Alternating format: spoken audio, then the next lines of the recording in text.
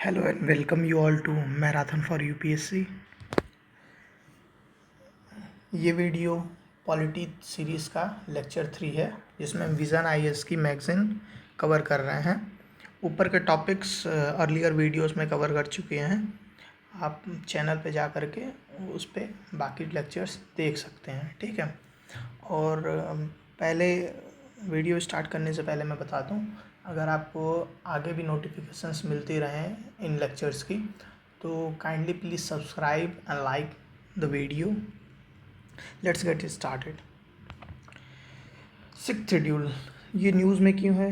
Sixth schedule news में इसलिए है क्योंकि पीपल ऑफ लद्दाख जो हैं वो डिमांड कर रहे हैं, प्रोटेस्ट कर रहे हैं ताकि उनको सिक्स्थ शेड्यूल में इंक्लूड किया जाए, इसलिए प्रोटेस्ट कर रहे हैं, ठीक है। मोर इन न्यूज़ और क्या था? मिनिस्ट्री ऑफ होम अफेयर्स ने आर्ग्यू किया है कि ग्रांटिंग सिक्स शेड्यूल स्टेटस देने से कॉन्स्टिट्यूशनल अमेंडमेंट करना पड़ेगा, जो वही एक कॉम्प्लेक्स प्रोसेस है। लद्दाख रिप्रेजेंटेटिव से मीटिंग करते टाइम होम मिनिस्टर जी ने कहा कि proposed extending article 371 like protection to the region. उन्होंने कहा कि आर्टिकल 371 लाइक्स के समान ही प्रोटेक्शन रीजन को दिया जाएगा, ऐसा उन्होंने वादा किया, आश्वासन दिया। अब आर्टिकल 371 क्या है? आर्टिकल 371 के अंदर प्रोटेक्शंस ग्रांट किए गए हैं, जिसमें स्पेशल प्रोविजंस हैं फॉर स्पेसिफिक स्टेट्स, ठीक है।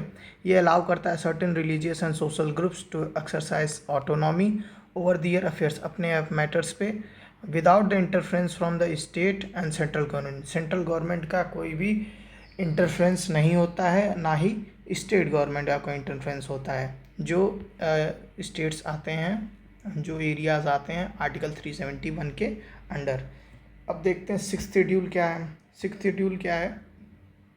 Sixth schedule, under the sixth schedule article 244(2) और 275(1). 244(2) में autonomous regional district regional autonomous councils की बात की गई है, और 275(1) में grant in aid consolidated fund of India से ग्रांट किया जाता है शेड्यूल ट्राइब्स एरियाज़ को, ठीक है। ये कॉन्स्टिट्यूशन में ऐसा प्रोविज़न है। In the administration of areas of Assam, Meghalaya, Tripura and Mizoram. Provision of six schedule क्या है? ठीक, ये एम्पावर करता है गवर्नर को, ये क्रिएट कर सकते हैं ऑटोनॉमस डिस्ट्रिक्ट काउंसिल एडीसीज और autonomous regional councils ARCs in these 4 states. कौन कौन से 4 स्टेट? असम, मेघालय, त्रिपुरा एंड मिजोरम, ठीक। कंपोजिशन ऑफ एडीसी में क्या है? कंपोजिशन में एडीसी में 30 मेंबर्स से ज़्यादा नहीं होने चाहिए, अमॉन्ग विच 4 जो मेंबर होते हैं वो नॉमिनेट होते हैं गवर्नर के द्वारा। बोडोलैंड टेरिटोरियल काउंसिल जो है ये एक एक्सेप्शन है, क्योंकि इसमें 46 मेंबर्स हैं, ठीक है। Autonomous regional council, autonomous regional council में अगर if there are different scheduled tribes in autonomous district, the governor may divide the area inhabited by them into autonomous region, ठीक है। अगर एक पर्टिकुलर डिस्ट्रिक्ट में, ऑटोनॉमस डिस्ट्रिक्ट में कई अलग अलग ट्राइब्स हैं, तो उन ट्राइब्स के मैनेजमेंट के लिए autonomous region wise councils establish कर सकते हैं गवर्नर, ठीक। Six schedule confer the following executive, legislative and judicial powers for the ADC and ARC. Six schedule जो है वो ग्रांट करता है फॉलोइंग पावर्स। देखते हैं क्या क्या पावर है। लेजिस्लेटिव पावर क्या है? ठीक, to make rules regarding land management of forest, और फॉर रिजर्व फॉरेस्ट को छोड़ करके shifting, cultivation, chiefs headman appointment, ठीक है, inheritance of property, marriage and divorce, any other kind of social practices, regulation and control of money lending, trading in person other than schedule tribe residents in that schedule district. यानी किसी और person द्वारा जो schedule tribe से belong नहीं करता है, वो अगर उस एरिया में मनी लेंडिंग या ट्रेडिंग कर रहा है, तो उसके रिगार्डिंग रेगुलेशन फ्रेम करने का पावर इन एडीसी और एआरसीज को है, ठीक है। एग्जीक्यूटिव पावर क्या क्या है? एग्जीक्यूटिव पावर्स में ये प्राइमरी स्कूल इस्टेब्लिश और मैनेज कर सकते हैं, डिस्पेंसरीज मैनेज कर सकते हैं, markets, cattle ponds, fisheries, roads, road transport, waterways in the district. Council के पास ये भी अथॉरिटी होती है कि ये प्रिस्क्राइब कर सकते हैं the language and the manner of instruction in primary schools. ठीक, जुडिशियल पावर्स भी होती हैं इनके पास। ये कॉन्स्टिट्यूट करते हैं एक विलेज एंड डिस्ट्रिक्ट काउंसिल, जो जिसके ऊपर कंट्रोल होता है high courts and supreme court का, और कोई सबऑर्डिनेट कोर्ट्स जो डिस्ट्रिक्ट में होती हैं उनका कंट्रोल इन पे नहीं होता है। ठीक, हाँ, ये काउंसिल्स के पास ये पावर नहीं होती है कि ये ऑफेंसेस रिलेटेड टू इम्प्रिजनमेंट और डेथ को इम्प्लीमेंट उनके ऊपर जजमेंट दे सकें। खाली ये किन मुद्दों पे दे सकते हैं जिनमें डेथ सेंटेंस ना हो और 5 साल से कम की सज़ा हो, उन मुद्दों पर ही ये अपने जजमेंट्स दे सकते हैं। फाइनेंशियल पावर्स क्या क्या हैं? ये अपना बजट प्रिपेयर करते हैं। ठीक, assess and collect land revenues और impose taxes on profession trade, tax imposition, revenue collection, grant licence lease for extraction. ठीक, लाइसेंस देते हैं एक्सट्रैक्शन के लिए जो मिनरल्स इनके एरियाज़ में प्रेजेंट हों। अब 5th शेड्यूल और 6th शेड्यूल में क्या अंतर है ये देखते हैं। ठीक है, एप्लीकेबिलिटी क्या है? Applies to certain. 5th schedule क्या है? वो सर्टेन ट्राइबल एरियाज़ में अप्लाई होता है। ये करेंटली 10 स्टेट्स में अप्लाई है। और 6th schedule north eastern states में अप्लाई है। ठीक, एडमिनिस्ट्रेटिव मैटर्स में इसमें एक ट्राइब्स एडवाइजरी काउंसिल कह सकते हैं, ट्राइबल या ट्राइब्स एडवाइजरी काउंसिल होता है। और 6th शेड्यूल में डिस्ट्रिक्ट काउंसिल या रीजनल काउंसिल्स होते हैं। ठीक, एडमिनिस्ट्रेटिव पावर क्या है? जैसा कि इसके नाम में ये एडवाइजरी काउंसिल, तो इसकी जो है legislative assembly of the states has limited powers and which are mostly executive. इनके पास जो है इनकी लेजिस्लेटिव असेंबली के पास लिमिटेड पावर होती हैं और मोस्टली ये एग्जीक्यूटिव पावर्स ही होती हैं। बट 6th शेड्यूल में जो होता है इनके पास एक्सटेंसिव पावर्स होती हैं, including executive, legislative and judicial powers from the constitution. ये सारा कॉन्स्टिट्यूशन द्वारा ग्रांट किया गया है। ऊपर मैंने सारे बताए ना, ये सारे पावर्स। ठीक है, ये 5th शेड्यूल मोर एम्फेसाइज करता है प्रोटेक्शन ऑफ ट्राइबल राइट्स पे, और 6th शेड्यूल मोर एम्फेसाइज करता है सेल्फ गवर्नेंस पे। पेसा एक्ट एप्लीकेबल है 5th शेड्यूल में और 6th शेड्यूल पे नॉन एप्लीकेबल है। पेसा एक्ट क्या है? Panchayat extension to schedule areas, ये है पेसा एक्ट, जिसमें पंचायती राज का एक्सटेंशन हुआ है शेड्यूल एरियाज में। आगे देखते हैं कि अगर 6th शेड्यूल में लद्दाख को इंक्लूड कर लिया जाएगा तो क्या बेनिफिट मिलेंगे लद्दाख को। एड्रेस द लोकल इशूज़ को आसानी से वो एड्रेस कर पाएंगे, जैसे इन्वायरमेंटल प्रोटेक्शन हो गया, टूरिज़्म मैनेजमेंट हो गया, सस्टेनेबल डेवलपमेंट प्रैक्टिसेस हो गए। ये सब जो ADCs हैं ये इजीली लोकल लेवल पे मैनेज कर पाएंगे। लैंड राइट्स जो था वो पहले आर्टिकल 35A द्वारा प्रोटेक्टेड था, जिसको 2019 में रिपील कर दिया गया। और 6th शेड्यूल में आने से इनकी लैंड राइट्स को सेफगार्ड होगा और फॉरेस्ट राइट जो ट्राइबल कम्युनिटीज़ हैं उनको भी प्रोटेक्ट करने में हेल्प मिलेगी। ठीक है, सेफगार्ड फ्रॉम ट्रेडिशन। लद्दाख का जो यूनिक कल्चरल हेरिटेज है और ट्रेडिशनल कस्टम है उनको भी सेफगार्ड करने में मदद मिलेगी। ठीक है, रिसोर्स मैनेजमेंट में लोकल लेवल से लीज मिलता है, ग्रांट होता है, ऊपर मैंने बताया है।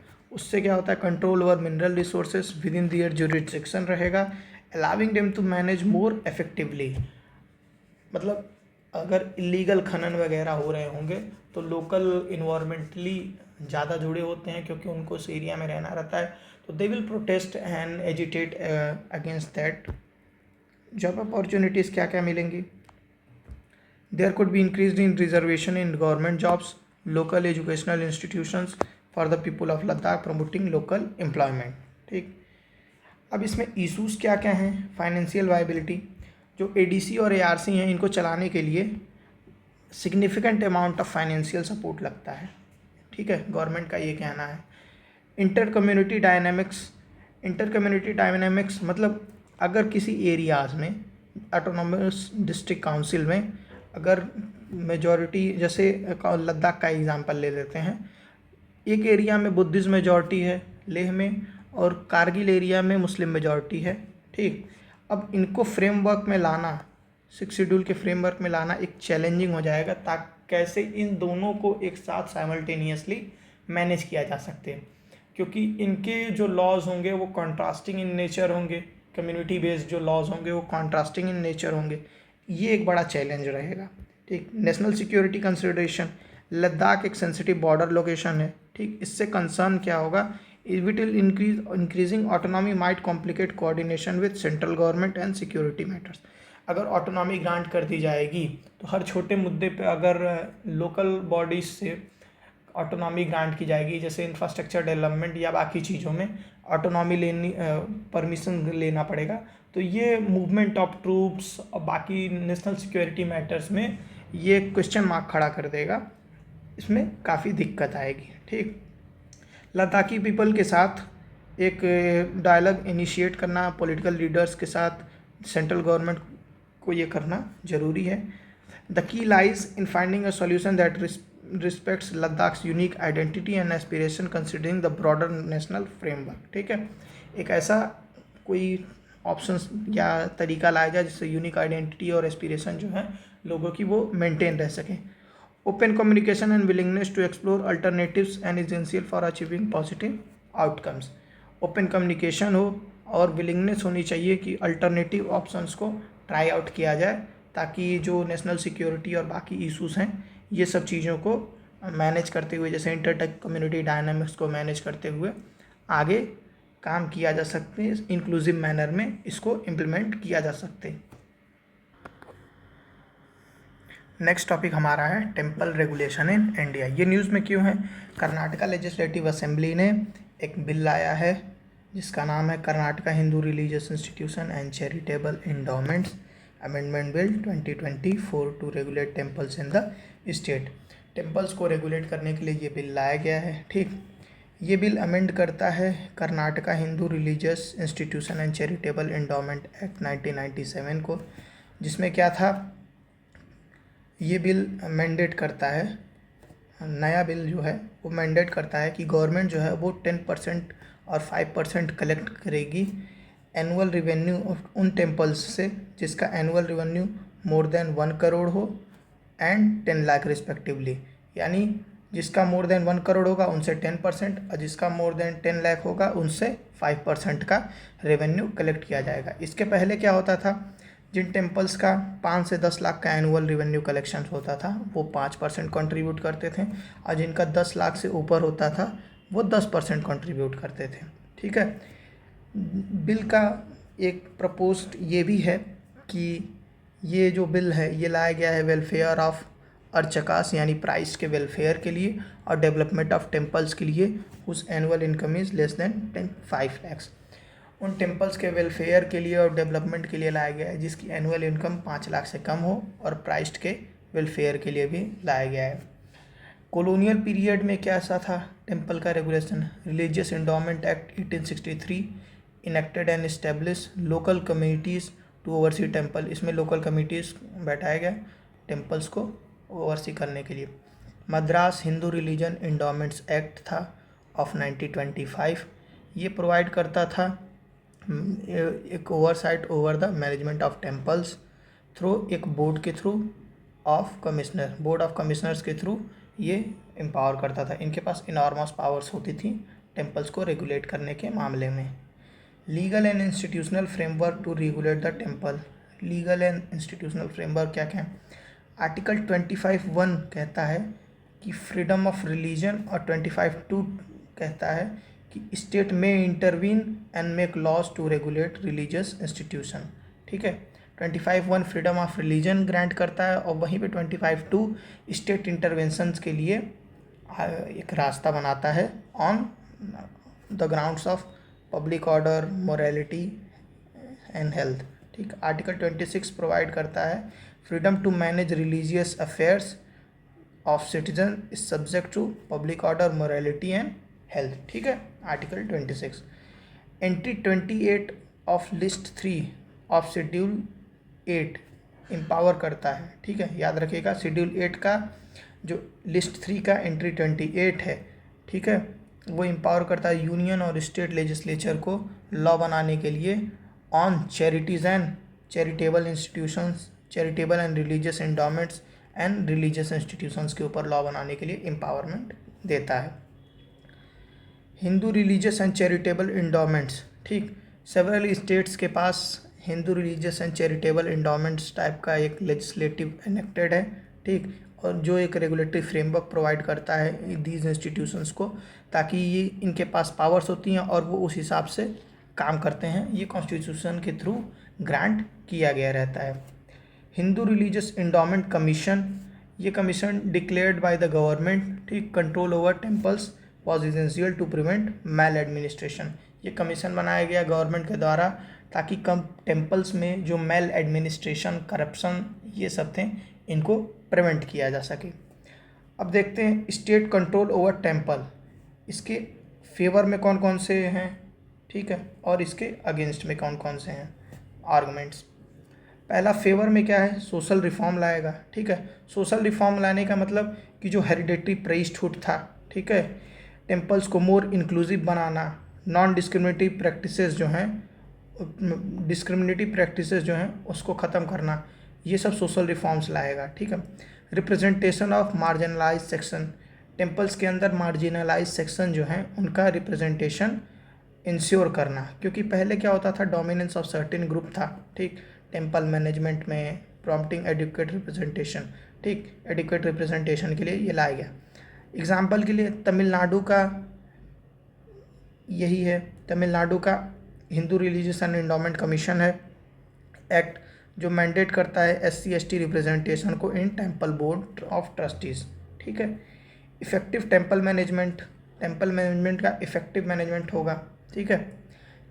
चैरिटेबल एंडोमेंट एक्ट इंश्योर करता है proper administration and preservation of temple, ensuring endowment are use for intended person. ये इंश्योर करता है कि जिस पर्पस के लिए, जैसे मंदिर कल्याण के लिए जो दान दिया जाता है उसको इम्प्लीमेंट करना, उस इंटेंडेड पर्पस के लिए यूज़ करना, ये इंश्योर करता है। कम्युनिटी वेलफेयर, ठीक, temple funds can be use in community welfare activities benefiting the local population को बेनिफिट करने के लिए। आर्गूमेंट्स अगेंस्ट क्या क्या हैं ये देख लेते हैं। वायलेशन ऑफ सेकुलरिज्म है, बिल्कुल है, ठीक, क्योंकि सेकुलरिज्म कहता है कि separation of state affairs from religion, लेकिन इंडियन मॉडल ऑफ सेकुलरिज्म कहता है कि promotion of all the religions by the state in harmonious manner, ठीक है। इंडियन सेकुलरिज्म ऐसा है कि वो हर रिलीजन को प्रमोट कर सकता है हारमोनियस मैनर में, ठीक है। नॉन यूनिफॉर्म रेगुलेशन इसलिए है क्योंकि अपोनेंट्स का कहना है कि सिर्फ रेगुलेशन जो वो हिंदू टेम्पल्स पे एक्सरसाइज किया जा रहा है, अदर रिलीजियस इंस्टीट्यूशंस को ऑटोनॉमस ही छोड़ दिया गया है, ठीक है। इरोजन ऑफ ऑपरेशनल ऑटोनॉमी, इनकी जो ऑटोनॉमी थी, जैसे पहले ये टेम्पल्स अपने आप को ऑपरेट करते थे, उनकी ऑटोनॉमी पे ये एक प्रहार है, इनको मैनेज करने में उसमें प्रॉब्लम होगी और ऑटोनॉमी इनकी कम होती जाएगी, ठीक। State intervention have compromise fundamental character and ethos of the temple worship and rituals, ठीक है।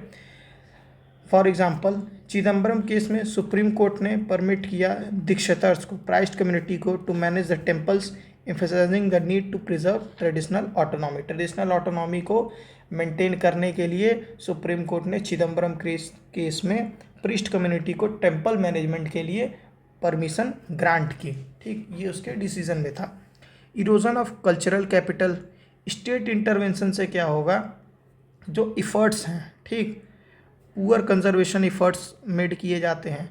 यूनेस्को की फैक्ट फाइंडिंग मिशन में इन 2017 जो आया वो सबमिट भी किया गया था मद्रास हाई कोर्ट में, उसमें ये फाइंड मिला कि जो कंजर्वेशन स्ट्रैटेजीज़ हैं, इन पैसे लेने के बाद इनकी जो कंजर्वेशन स्ट्रैटेजीज़ हैं उन टेम्पल्स को प्रोटेक्ट करने की, ये इनफ नहीं हैं और इसकी वजह से कई जो धरोहरें थी, ये हिस्टोरिकल सिग्निफिकेंट टेम्पल्स, ये क्या हुए हैं, इनको काफ़ी डैमेज एंड डिमोलिशन फेस करना पड़ा है।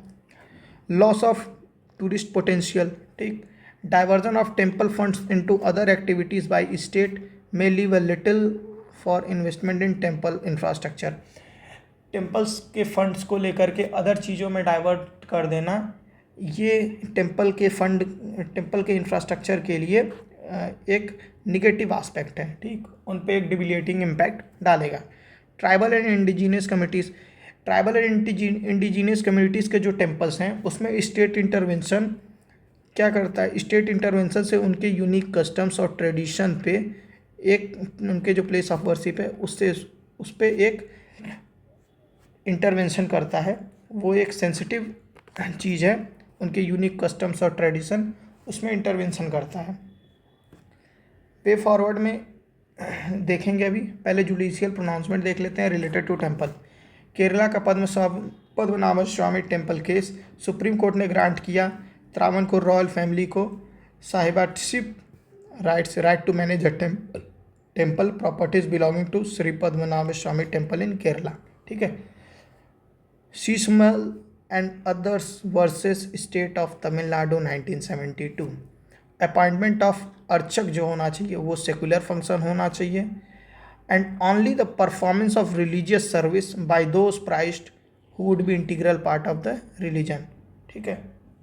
जो रिलीजियस सर्विस होनी चाहिए वो उन्हीं प्राइस्ट द्वारा परफॉर्म की जाएगी जो रिलीजन का इंटीग्रल पार्ट में होंगे। वे फॉरवर्ड के लिए देखते हैं, separation of religious and administrative domain, religious और एडमिनिस्ट्रेटिव डोमेन को दोनों अलग अलग को करना चाहिए, ठीक है। क्लियर सेपरेशन ऑफ पावर होनी चाहिए।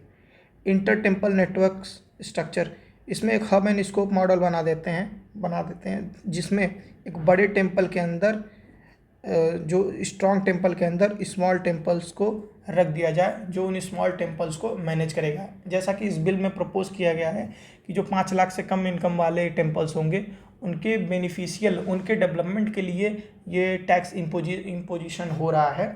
तो अगर हम ऐसा मॉडल इम्प्लीमेंट कर देंगे तो उससे क्या होगा, बड़े टेम्पल्स जो हैं वो छोटे टेम्पल्स को भी कैरी आउट करेंगे, देखेंगे, लुक ओवर करेंगे। गुड गवर्नेंस प्रिंसिपल्स, ठीक। स्टेट लेवल इसमें क्या बनाया जा सकता है, state level temple administration board बनाया जा सकता है जिसको असिस्ट करेंगे टेम्पल मैनेजमेंट कमेटी या temple level trust can be constituted to administrator different functions. इन कमिटीज़ और ट्रस्ट में प्रीस्ट, लोकल्स, ये सब होंगे, ठीक। Hindu religious and charitable endowment act 1991 ये भी प्रोवाइड करता है टेम्पल एडमिनिस्ट्रेशन बोर्ड को, ठीक। ये बनाता है टेम्पल एडमिनिस्ट्रेशन बोर्ड, जिसमें इसके तहत भी टेम्पल एडमिनिस्ट्रेशन बोर्ड बनाया जा सकता है।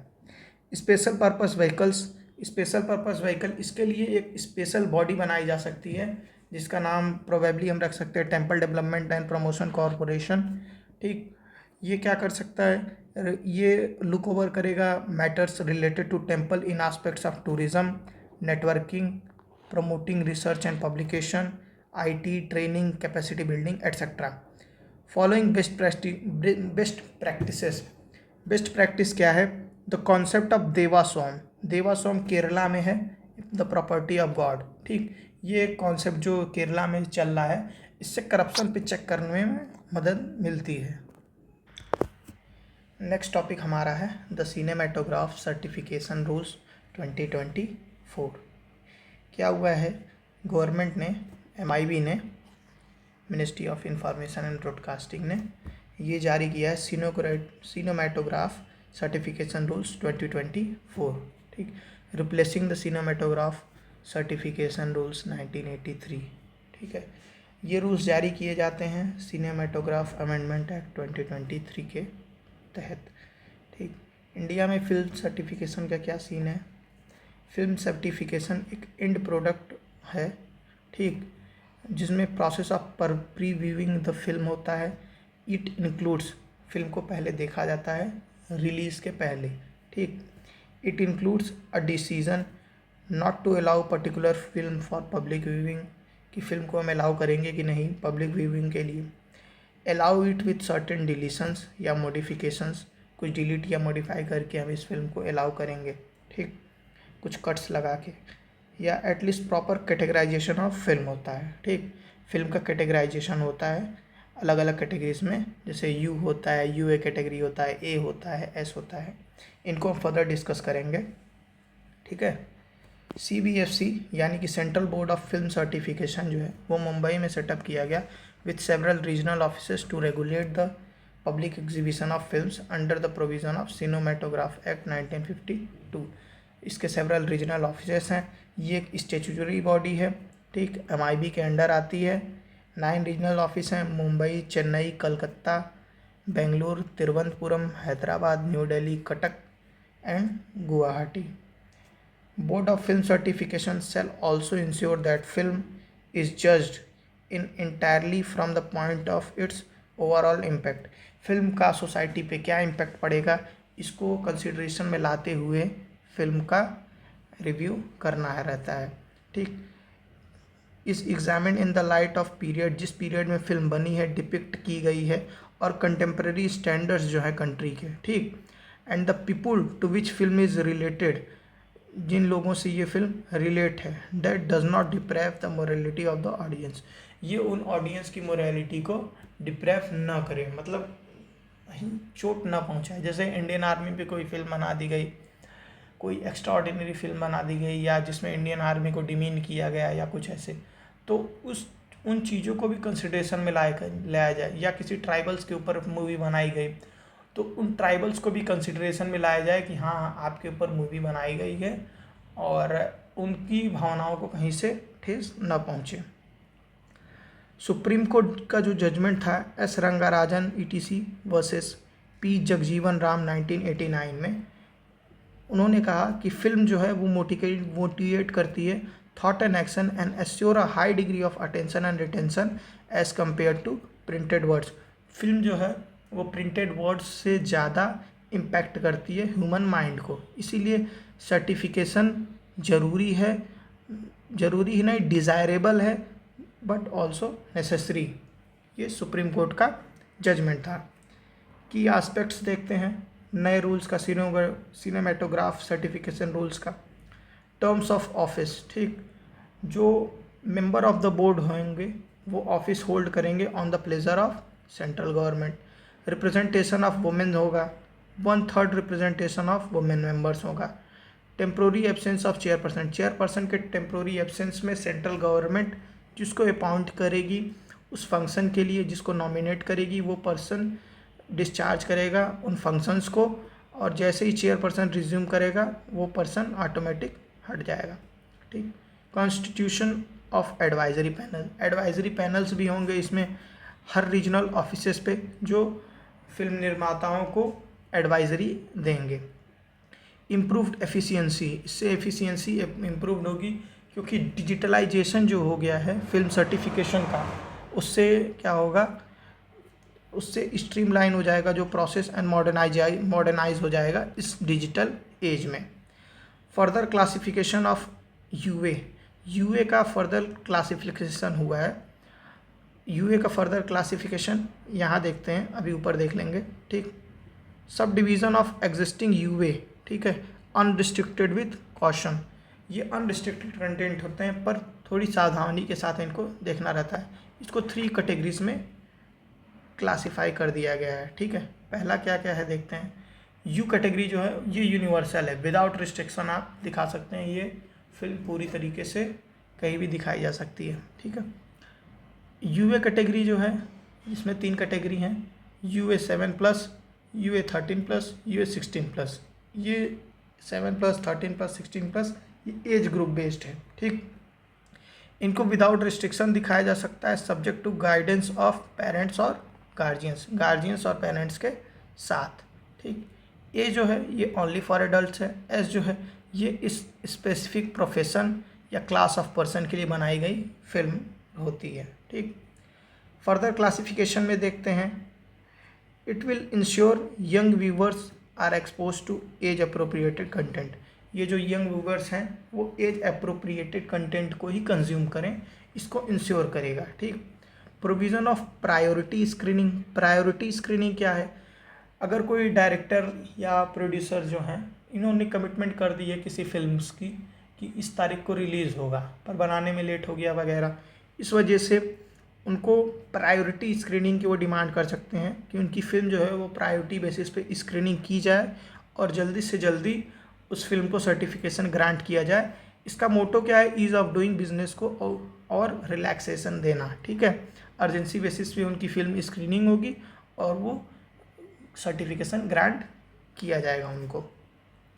Change of category of film for television, television पर दिखाने के लिए फिल्म की कैटेगरी को चेंज किया जा सकता है। ठीक, recertification of the edited film for television broadcast only as unrestricted public exhibition category films can be shown on television। Unrestricted public exhibition category film खाली टीवी पर दिखाई जा सकती हैं। ठीक है। परपीचुअल वैलिडिटी ऑफ सर्टिफिकेट्स, पहले क्या होता था, सर्टिफिकेट्स की वैलिडिटी 10 साल तक होती थी। अब क्या है, सर्टिफिकेट की वैलिडिटी लाइफ टाइम हो गई है, तो हर 10 साल पे रिन्यू नहीं कराना पड़ेगा प्रोड्यूसिंग कंपनी को। अदर प्रोविजंस देखते हैं, सिनेमेटोग्राफी अमेंडमेंट एक्ट में क्या क्या थे, की प्रोविज़न जो थे वो क्या क्या थे। ठीक, it prohibited unauthorised recording and unauthorised exhibition of films and made it a punishable offence under the provision of copyright act 1957। ठीक है, इसने अनऑथराइज रिकॉर्डिंग और अनऑथराइज एग्जीबिशन को एक क्रिमिनल ऑफेंस घोषित किया, पनिशेबल ऑफेंस घोषित किया। ठीक, एक्ट ओमिटेड सेक्शन 61। ठीक, एक्ट ने ओमिट कर दिया सेक्शन 61 को निकाल दिया 1952 में से, 1952 के एक्ट में से। Act as directed by supreme court, ये सुप्रीम कोर्ट द्वारा डायरेक्ट किया गया था in union of India versus KM Shankarappa case में 2000, which states that centre can not exercise revisional powers on films already certified by CBFC। ठीक है, CBFC द्वारा certified की गई फिल्म्स के ऊपर सेंट्रल अपना कंट्रोल नहीं दिखा सकती। ये सुप्रीम कोर्ट द्वारा दिया गया था judgement. Issues with film certification in India, issues क्या क्या हैं? पहले तो OTT प्लेटफॉर्म्स, फिल्म सर्टिफिकेशन जो है वो OTT प्लेटफॉर्म पे एप्लीकेबल नहीं होते हैं। ठीक है, ये does not regulate the OTT contents. Censorship and content restriction, excessive censorship से क्या होगा, potentially hinder artistic freedom, it will potentially hinder creative expression. ठीक, आर्टिस्टिक फ्रीडम और क्रिएटिव एक्सप्रेशन को ये हिंडर करेगा। डिलेज, लार्ज वॉल्यूम में फिल्म्स आती हैं जिसका स्क्रीनिंग करना रहता है। ठीक है, उसके सर्टिफिकेशन में डिले होता है और टाइमली मैनर में वो कंप्लीट नहीं हो पाती हैं। Fails to tackle online piracy, online piracy जो है उसको टैकल करने में फेल होती हैं certification boards. Addressing the complexities of online piracy, living loop holes such as mirroring servers. ठीक, सर्वर्स को मिरर कर लिया जाता है जिससे एग्जैक्ट प्रिंट में क्या होता है, पिक्चर को लोग डाउनलोड कर लेते हैं या सेव कर लेते हैं और उनको वेरियस साइट्स पे, पायरेटेड साइट्स पे अपलोड करके इनकम जनरेट करते हैं। ये एक इलीगल काम है। ठीक है, it does not address the instances of film piracy that originate in foreign currencies. जैसा कि हम सभी जानते हैं कि इंडिया की जो फिल्म्स हैं वो मल्टीपल नेशंस में रिलीज़ होती हैं, तो इंडिया में अगर काउंटर कर दे सकते हैं, बट हम बाहर के देशों में कैसे काउंटर करेंगे, इसके रिगार्डिंग अभी तक कोई भी एक पर्टिकुलर इंफ्रास्ट्रक्चर या लॉज नहीं लाए गए हैं, ना कोई बॉडी ना ही बैठाई गई है। लीगल चैलेंजेस क्या क्या हैं? Certification process has challenged in court multiple times, certification process को बार बार कोर्ट में चैलेंज किया जाता है, जो इसकी इफ़ेक्टिबिलिटी पे सवाल भी खड़े करते हैं कि कितना इफ़ेक्टिव है सर्टिफिकेशन प्रोसेस। जैसे हाल ही में आदि पुरुष मूवी के लिए पटिशन डाला था कोर्ट में कि इसका जो सर्टिफिकेशन है ये रिवोक किया जाए for hurting the religious sentiments. ठीक, कंक्लूजन क्या है इसका? While streamlining the process, diverse representation in renamed cinematography rules 2024 are positive steps, concern linger over censorship, content control, striking the right balance between creative freedom and societal responsibility remain the true test ahead। ठीक, related news क्या क्या है? MIB ने introduce किया guidelines for enhancing accessibility standard for the person with hearing and visual impairment. ठीक, जो दिव्यांग लोग हैं उनके लिए एसेसिबिलिटी को और इन्हेंस करने के लिए जो सिनेमा हॉल्स हैं या पब्लिक एग्जीबिशन सेंटर्स हैं उस सिनेमा थिएटर्स में उनकी एसेसिबिलिटी को इम्प्रूव करने के लिए MIB ने इन गाइडलाइंस जारी की। ये इनिशिएटिव लिया गया RPWD एक्ट के तहत, right of persons with disabilities act के तहत, जो मैंडेट करता है government to action promote universal access and inclusion in information communication including access to films. वो फोकस करता है कि इन कैटेगरीज का इंक्लूज़न हो। अभी हम यहीं तक कवर करते हैं। न्यूज़ इन शॉर्ट्स हम नेक्स्ट वीडियो में कवर करेंगे। और चैनल को सब्सक्राइब करिए आगे के वीडियोस को नोटिफिकेशन पाने के लिए। ठीक, अगर वीडियो सही लगा हो या कोई सजेशंस हो तो उसको कमेंट सेक्शन में आप कमेंट करिए, और अच्छा लगा हो तो लाइक करिए और चैनल को सब्सक्राइब करिए। Thank you, all the best.